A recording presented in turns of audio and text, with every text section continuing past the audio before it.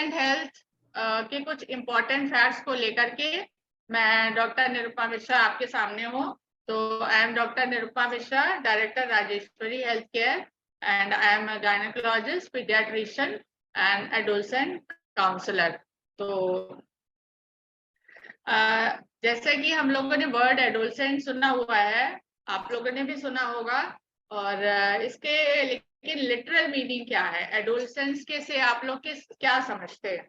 तो एक्चुअली ये adolescent word जो है ये लैटिन वर्ड एडोलसेर से आया है, जिसका मतलब होता है टू ग्रो अप। तो यानी कि जब भी बच्चा ग्रो कर रहा है, it is a transitional age of physical and psychological human development gradually occurring during the period from puberty to legal adulthood. तो जो ग्रोइंग पीरियड जिसमें कि बच्चा एक अपनी या बचपन से लेकर के जो एडल्टहुड पे जा रहा है, वो बीच का जो पीरियड होता है ट्रांजिशनल फेज, उसको हम लोग प्यूबर्टी कहते हैं। और इस दौरान बच्चे में बहुत सारे क्योंकि चेंजेस हो रहे होते हैं, फिजिकल, साइकोलॉजिकल, सोशल, कल्चरल। तो इस वजह से इस स्टेज की बहुत ज्यादा इम्पोर्टेंस होती है। और इसी स्टेज में हम तब जानते हैं कि बच्चों को बहुत ज्यादा प्रॉब्लम्स, हम आप भी कभी एडोलसेंट रहे हैं, आपके आसपास भी एडोलसेंट्स होते हैं और उनकी बहुत सारी प्रॉब्लम्स है जो हम लोग समझ नहीं पाते। इसी को समझने के लिए आज ये सेशन मैं करना चाहती थी। तो thanks to social research media and Rajiv ji and Bhavna ji for giving me this opportunity. तो there are three main stages. पहले एडोलसेंट प्रॉब्लम समझने के लिए पहले हमें इसको ये समझना पड़ेगा कि एडोलसेंस जो है ये 3 स्टेजेस में होते हैं। और इसका जो है बेसिकली अर्ली एडोलसेंट जो स्टेज है ये आता है 9 to 13 ईयर्स। तो 9 to 13 ईयर्स में जो है बच्चे शुरुआत कैसे होती है कि पहले ग्रोथ स्पर्ट होती है। हम लोग ने देखा होगा कि बच्चे कभी बहुत ही एकदम छोटे से होते हैं और एकदम से अचानक से उनमें ग्रोथ, उनकी हाइट बढ़ जाती है, उनमें और भी सेकेंडरी सेक्सुअल कैरेक्टरिस्टिक्स आने लग जाती है। तो दिस इज द स्टेज जो कि 9 से 13 साल के बीच में होता है, and this is early adolescent stage. फिर इसके बाद आता है मिड एडोलसेंट जो कि 14-15 ईयर्स के बीच में होता है। और इस दौरान बच्चे में एक अपने अंदर उसके इच्छा होती है कि उसकी एक सेपरेट आइडेंटिटी हो फ्रॉम हिज पेरेंट्स। तो वो अपने नए रिलेशनशिप बनाना चाहता है और एक्सपेरिमेंटेशन करना चाहता है। Then comes the late adolescent stage जो कि 16 to 19 ईयर्स के बीच में होती है। और इस दौरान बच्चा पूरी तरह से फिजिकली डेवलप हो चुका होता है लाइक एन एडल्ट, और इस तरीके से वो अपना एक डिस्टिंक्ट और आइडेंटिटी उसकी होती है और एक उसकी वेल फॉर्म्ड ओपिनियंस होती है। तो हमें इसी को समझना है कि adolescent is a time of rapid growth and inconsistent change that varies widely among individuals. ये सब बच्चों में अलग अलग होता है, इसको हम कैटेगराइज नहीं कर सकते कि हर बच्चे में इसी तरीके से होगा। तो ये बेसिकली जैसे मैंने बताया कि इट इज 9 to 19 ईयर्स के बीच में होता है। और मेनली जो चेंजेस 10 to 14 ईयर्स यानी कि अर्ली एडोलसेंट में आते हैं उसमें क्या है, फिजिकल ग्रोथ, हार्मोनल ग्रोथ, इसके अंतर्गत bone development, muscle, brain, sexual characteristics, ये सब आती है। इसके अलावा जो मैंने जैसे बताया कि फिजिकल के अलावा उसमें सोशल चेंजेस भी आते हैं, इमोशनल चेंजेस आते हैं, उसकी वजह से वो एब्स्ट्रैक्ट थिंकिंग सोचने लगता है। आप देखते होंगे कि जो बच्चा कल छोटे पे इतना ध्यान नहीं देता था छोटी बातों को, छोटी छोटी बातों को ध्यान देने लगता है। सोशल एंड इमोशनल ग्रोथ, वो अपने आसपास के इन्वायरमेंट से काफी उसको अटैचमेंट, धीरे धीरे कुछ जानना चाहता है लोगों के बारे में, सोशल कॉन्शियसनेस आती है उसको। जैसे ये कोई भी आप थॉट अच्छे अगर उसके अंदर डालेंगे तो वो उसको देशभक्ति की भावना जैसे और अच्छे जो भी मॉरल वैल्यूज, तो इसलिए एडोलसेंट वैल्यू की बहुत ज्यादा इंपॉर्टेंस होती है कि इस दौरान जो भी आप उसके थॉट्स डालेंगे वो उसकी लाइफ लॉन्ग वो उसके चलेंगे। तो developmental characteristics of adolescence, developmental characteristics जो है हम लोग देखा कि it is a critical time of identity formation. With onset of puberty comes an explosion of growth, physical, intellectual, emotional, social and spiritual. तो ये मैंने अभी बताया। तो ये भी बात ध्यान रखने वाली है कि दो एडोलसेंट्स कोई भी एक जैसे नहीं, तो इनकी जो ग्रोथ है ये भी दो लोगों को आप कंपेयर नहीं कर सकते।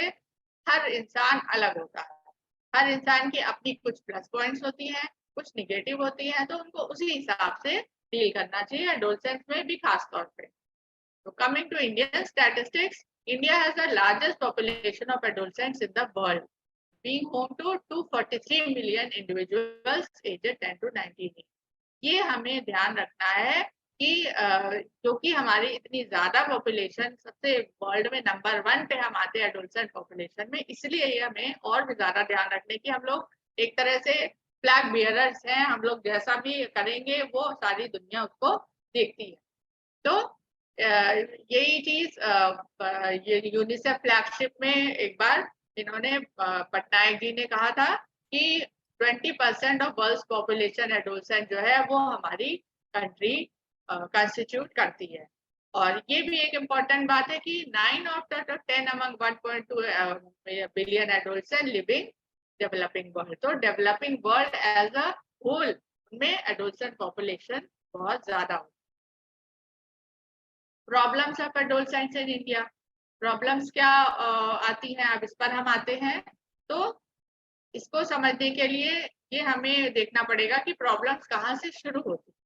तो बेसिकली जैसे अब एडोलसेंट्स अभी भी ज्यादातर फैमिलीज में अपने माँ बाप के साथ रह रहे होते हैं, तो because of the misleading and misguiding parents, teachers, schools में भी उनका बाकी टाइम गुजरता है, फ्रेंड्स के साथ, ब्रदर्स सिस्टर्स, तो कोई ना कहीं मिसलीडिंग या मिसगाइडिंग होते हैं ये लोग, तब भी एडोलसेंट्स को प्रॉब्लम आती है। Ignorance of elders, half informed or ill informed friends, brothers, sisters, wrongful message depicted through TV serials, advertisements, and publications carrying partially or fully false information। तो ये हमें ध्यान देना होगा कि हमारे जो बच्चे हैं इनको सही नॉलेज मिले, सही इंफॉर्मेशन उनको तक पहुंचे, तो प्रॉब्लम काफी हद तक कम की जा सकती है।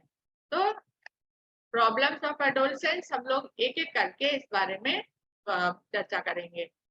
कॉमन प्रॉब्लम्स ऑफ एडोलसेंट्स क्या है? तो adolescent is a problem individual, जैसे मैंने बताया कि ये स्टेज जो होती है ये अपने आप में प्रॉब्लमेटिक है खुद एडोलसेंट के लिए, और जब एडोलसेंट को प्रॉब्लम होती है तो वो सबके लिए प्रॉब्लम बन जाता है। तो कहते भी हैं जैसे कि an adolescent can never be understood, why? Because he doesn't want to be understood. तो वो खुद भी उसके साथ इतने सारे चेंजेस हो रहे होते हैं कि वो खुद ही परेशान होता है कि उसके अंदर इतनी सारी चेंजेस हैं, क्या हो रहा है, ये अचानक अचानक से बॉडी में चेंजेस होने की वजह से इतने सारे, वो खुद हैरान परेशान है। तो क्या क्या प्रॉब्लम्स हो सकती हैं इसके चेंजेस में? एक्सेसिव एनर्जी, तो हम लोग जैसे जानते हैं कि बच्चा ग्रो कर रहा है तो उसकी नीड्स बढ़ रही हैं, उस हिसाब से उसकी न्यूट्रिशन भी बढ़ रही होती है, उसकी हेल्थ भी काफी इम्प्रूव हो जाती है पहले से, क्योंकि वो खुद खाने लगता है। जो बच्चा पहले खा नहीं रहा था वो अब देख देख करके, टीवी सीरियल्स वगैरह देख देख करके वो, और या फ्रेंड्स को देख करके खाने में इंटरेस्ट आता है, हेल्थ इम्प्रूव हो जाती है। इस वजह से the result is excessive energy. तो the adolescents needs more activity for catharsis of excessive energy. तो ये जो एक्सेसिव एनर्जी है ये वो अपनी कहीं यूटिलाइज नहीं हो पाती है, तो वो उसका नतीजा होता है कि the child is frustrated and restless. तो ये हमारे स्कूल की जिम्मेदारी है कि वो उसको एनर्जी को सही तरीके से चैनलाइज करें डिफरेंट डायरेक्शंस में, गेम्स में, पढ़ाई में और cultural activities. Misunderstanding concerning sex, ये चीजें बहुत इंपॉर्टेंट है क्योंकि कई बच्चों में ऐसे चेंजेस, बहुत सेकेंडरी सेक्सुअल कैरेक्टरिस्टिक्स की वजह से बहुत सारे ऐसे चेंजेस आते हैं जो कि उसको पहली बार उसकी लाइफ में, लड़की के लिए मेंस्ट्रुअल साइकिल, लड़कों के लिए ये और भी चीजें हैं बहुत सारी, तो ये उसको अचानक पहली बार होने से वो it's very shocking to him adolescent, who is quite ignorant about it।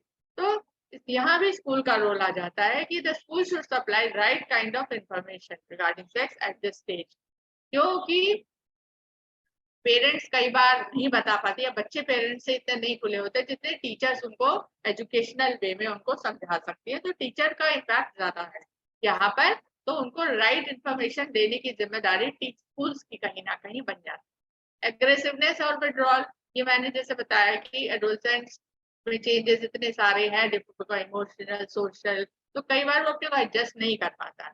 तो when he doesn't adjust himself, then he becomes aggressive और withdraws himself from the field and his personality is arrested. तो ये चीजें भी school की ही बन जाती है रिस्पॉन्सिबिलिटी कि वो उनको अच्छे से एक्सप्रेस करें और उनको कोर्स करिकुलर एक्टिविटीज में इन्वॉल्व करें, डिफरेंट टाइप्स की और गेम्स हैं, या और उनको कई सारे ड्रामास वगैरह जिसमें वो अपने को एक्सप्रेस कर सके। तो इस तरीके से he will be able to adjust with the world. Rebellious attitude. So we know the adolescents are no more children. So they should be recognized as a young man and woman in school as well as home. This is a very important fact because they are craving for independence should be satisfied to some extent. They should be given some responsibility. जब आप उनको कुछ responsibility देंगे तो वो जरूर उनको ऐसा लगेगा कि हाँ अब उनकी भी कोई अहमियत है, अब वो भी जैसे अपने को समझते हैं कि मैं इतनी चेंजेस आगे मैं बड़ा हो गया हूँ। तो जब आप उनको कुछ देंगे रिस्पॉन्सिबिलिटी तो उनको अच्छा लगेगा। तो in turn they turn to be very obedient if they are trusted. तो ये चीज बहुत इंपॉर्टेंट है कि पॉजिटिव पेरेंटिंग का यहाँ पर रोल आता है कि आप बच्चे को कोई भी उसके ऊपर ट्रस्ट करिए, क्योंकि कई बार जो है अगर आपको नहीं ट्रस्ट करते हैं, उसको ऐसा लगता है कहीं ना कहीं कि उसकी इंडिपेंडेंस जा रही है या उसके ऊपर ट्रस्ट नहीं किया जा रहा, तो वो रिबेलियन भी हो सकता है। या कई बार और भी चीजें होती है, प्रॉब्लम्स होती हैं कि नहीं बच्चा समझ रहा है तो रिबेलियस एटीट्यूड आ जाता है। Emancipation, vision for freedom for parental sovereign, ये मैंने बताया कि बच्चा अपने को मैच्योर समझने लगता है तो वो चाहता है कि उसकी सारी चीजें इंडिविजुअली वो खुद करे, decide. Economic independence, this is another problem. बहुत सारे ऐसे एस्पेक्ट्स हैं जब बच्चा चाहता है कि उसको पैसे की लिए माँ बाप से ना मांगना पड़े। तो इकोनॉमिक इंडिपेंडेंस, देन फिजिकल एक्वर्डनेस, ये बहुत इंपॉर्टेंट इसका एस्पेक्ट है इंडिविजुअल का। जैसा कि हम लोग देखते हैं बच्चों में बहुत सारे चेंजेस आ रहे होते हैं फिजिकली, उसकी हाइट बढ़ रही है, आवाज बदल रही है, उसको कई बार फ्रेंड्स को देखते हैं वो बहुत मोटा है, या फ्रेंड्स बॉडी शेमिंग करते हैं तो बहुत मोटे हो तुम्हारे, तुम बहुत डार्क हो, तो कहीं ना कहीं उनके अंदर कॉम्प्लेक्स आने लगता है because of their changes, compare करते हैं जब। तो इसको उनको समझाने की जरूरत है, उनको फिर उसी तरीके से उनको चैनलाइज करिए। They should be corrected in playground and on the stage. Games and dancing will give them harmonious and balanced. Social service at the occasion of festivals and practical work will help. तो कहीं ना कहीं जब उनको लगता है कि उनकी इम्पोर्टेंस है, उनकी अहमियत है, तो वो ये सब चीजों से उनका ध्यान हट जाता है। पर्सनल अपीयरेंस, जो मैंने अभी बताया कि उनका पर्सनल अपीयरेंस जो है ये एक बहुत ही सिग्निफिकेंट प्रॉब्लम है, उसके लिए उनको बहुत ज्यादा ये इम्पोर्टेंट उनके लिए प्रॉब्लम के रूप में आ जाता है। Then psychological, this is another major problem because मैंने जैसे बताया कि उनमें फिजिकल के अलावा उनके अंदर इमोशनल चेंजेस आ रहे होते हैं, ब्रेन में डिफरेंट डेवलपमेंट्स हो रहे होते हैं, तो इनकी वजह से इनमें डिफरेंट तरह की प्रॉब्लम साइकोलॉजिकल भी आ जाती है because of the ignorance of basic facts leading to psychological problems, misconception about childbirth, reproduction। तो ये सारी चीजें इनको कहीं ना कहीं उनको सही नहीं इंफॉर्मेशन मिलती है, जो उनको किसी से वो शेयर नहीं कर पाते हैं, फ्रेंड से शेयर करते हैं, फ्रेंड से सही इंफॉर्मेशन नहीं मिल पाती है। तो ये सारी चीजें इनको हमें समझना पड़ेगा, उनको सही समय पे गाइड करना पड़ेगा। Emotional tension, so because of so much emotional appeal, their emotional development is at maximum and unstable. Self-respect and personal pride makes them emotionally bad. He expects the teams to be done as he aspires. तो जैसा उसको लगता है कि जैसा मैं सोच रहा हूँ ऐसा नहीं हो पा रहा है, so when the expectation doesn't meet the reality, that causes so much tension. Excessive daydreaming, ये हम लोग जैसे देख के आते हैं कि डे ड्रीमिंग बहुत अच्छी चीज है, कई बार न्यूटन बैठ करके सोच रहा था, तो ये but excess of anything is bad. तो जब कभी भी आपको लगे कि it is interfering with the personality development, तो उसको टीचर को समझना होगा कि जब whenever he notes that the adolescent are excessive day dreaming, तो उनको adolescents को एक्टिव करना चाहिए। They should make them active and busy in their studies and other aspects of school life. तो they should be encouraged to be creative and constructive. Morphological and developmental problems मैंने जैसे बताया कि over growth of hair, under growth of hair, overweight, underweight, skin problems, skin colour problems, ये सारी चीजें बच्चों को कहीं ना कहीं ये भी उनको अंदर ये होता है कॉम्प्लेक्स पैदा करता है। तो न्यूट्रिशन पे अब आते हैं कि हम लोग जानते हैं कि this is a healthy period though, but still they are vulnerable emotionally and physically, and without proper nutrition and health care they are susceptible to illnesses. According to 2015 WHO report, 1.3 million adolescents died in 2015. A majority of them had preventable diseases. तो ये nutrition पर इनके बहुत विशेष ध्यान रखना होगा, क्योंकि हम लोग जानते हैं कि उनकी रिक्वायरमेंट्स बढ़ रही हैं और because of their hectic schedule they have little time. हम लोग स्कूल्स में जाते हैं, प्रोग्राम्स करते हैं, तो हम लोग बच्चों से पूछते हैं ब्रेकफास्ट किया, तो बच्चे कहते हैं नहीं ब्रेकफास्ट नहीं करके आए। क्यों नहीं किया? क्योंकि सुबह सुबह टाइम नहीं मिलता खाने का। फिर दोपहर में लंच भी बहुत ही मीगर सा होता है उनका, तो एक प्रॉपर मील हार्डली 1 या 2 मील्स उनकी हो पाती है। तो ये पेरेंट्स को ध्यान रखना होगा, स्कूल को ध्यान रखना होगा कि उनको प्रॉपर न्यूट्रिशन ले, अनहेल्दी न्यूट्रिशन ना ले। स्नैक्स वगैरह जब खाना नहीं प्रॉपर ले जाएंगे तो फिर स्नैक्स लेते हैं बच्चे, तो ये फास्ट फूड ये उनको नुकसान करते हैं इन टर्न। तो ये चीजें ध्यान रखना है। Then consciousness about the body, ये मैंने बताया बॉडी शेमिंग, बहुत सारे फिल्म स्टार्स और ये सब देख करके उनके अंदर कहीं ना कहीं अपनी बॉडी को साइज 0 और ये सब 0 फिगर ये सब के चक्कर में लड़कियां काफी हम लोगों ने देखा है कि बहुत सारे डिसऑर्डर्स हो जाते हैं। एनोरेक्सिया नर्वोसा, बुलिमिया एक तरह की होती है जिसमें लड़कियां जानबूझ के कम खाती हैं, या खाती भी है तो जानबूझ के वोमिटिंग कर देती है ताकि उनका वेट ना बढ़े। तो देन स्ट्रेस, आजकल कॉम्पिटिटिव लाइफ में बच्चों के लिए बहुत ही ज्यादा स्ट्रेस है, हर स्टेज पर एडमिशन है, देन उसके बाद करियर के लिए, तो that also leads to loss of appetite, तो ये उनकी हेल्थ पर ये करता है। तो then the teenage drug use, तो ड्रग में इनको ड्रग्स जो है ये भी बहुत एक इम्पोर्टेंट फैक्टर है जो बच्चों के लिए प्रॉब्लमेटिक है।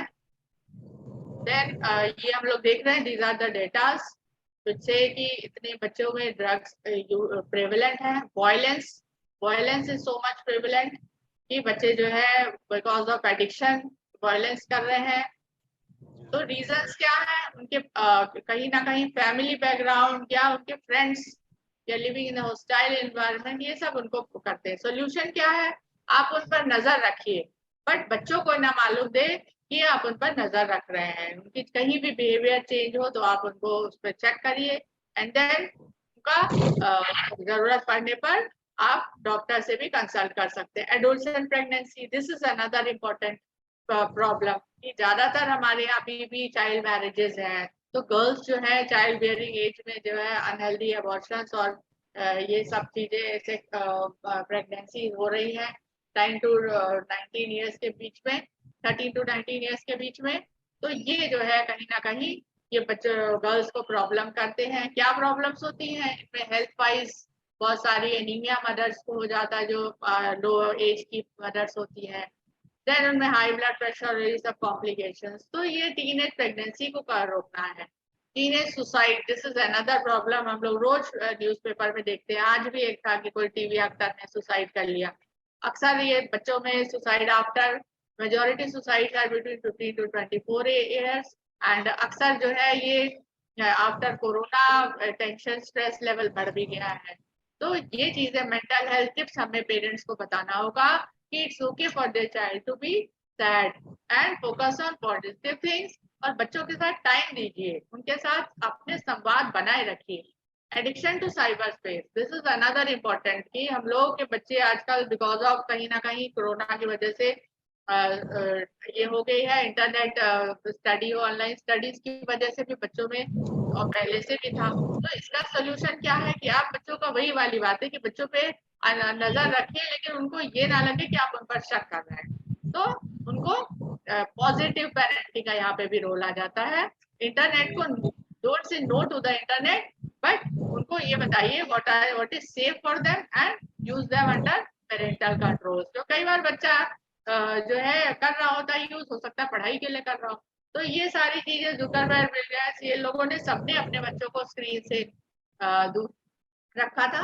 एंड देन अगर फिर भी बच्चा नहीं एडिक्शन को कर पा रहा है तो हमारे KGMU में डी एडिक्शन सेंटर खुला है, निमहैंस में शेड क्लिनिक है, safe and healthy use technology clinic, और भी कई जगहों पर इस तरीके के हैं सेंटर्स, तो वहां की हेल्प ली जा सकती है। तो because of many problems faced by adolescent, they have to be need medical and psychiatric attention.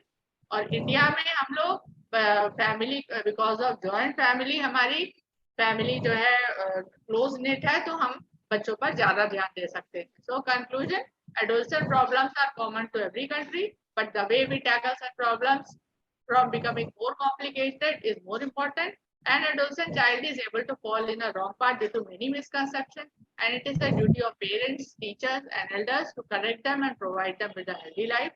Youth is the best aspect of our nation, and by making use of that wonderful power, India can reach to the superpower position. Every newborn bus will pass through this stage, and it cannot be avoided.